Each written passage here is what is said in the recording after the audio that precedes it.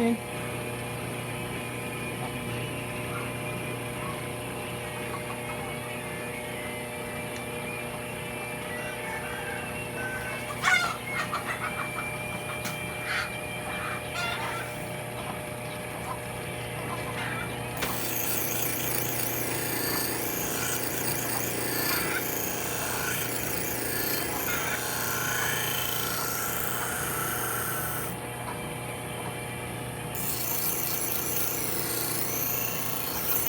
Sabi ko nga, kung matatanda na yan, kung naglalaban na yan, dinala ko sa bunga niya, labanan ko yung manok ni Dudoy.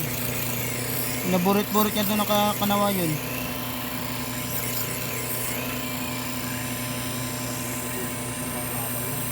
Ha? Stag? Stag. Ano ba siya? Ewan, i-herbert siguro yun.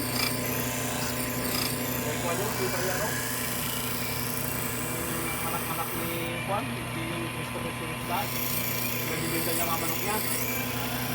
Hindi ni Juan ba? Ramil? Oo. Si Balong, kung tawagin nila. Ayun, Si Ramel na ano, Balong. anak ni ano ba?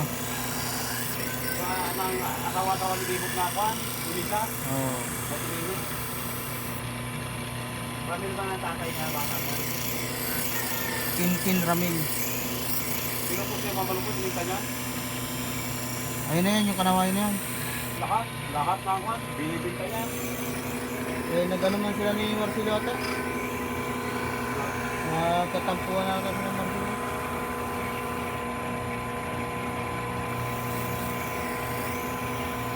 Marami kami na pagbigan mo na. Kanawa yun. Oo, nakaraan. Oo, yung malaki ko pala nabibit eh. Ayun ang pinabinta niya.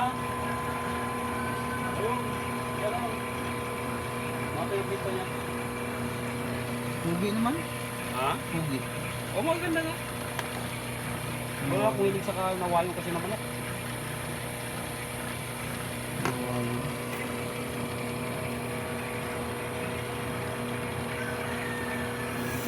Anong process na yan?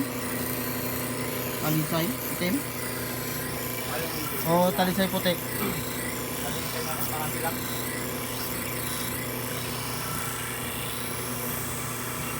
Process niya para maging kanawa yun?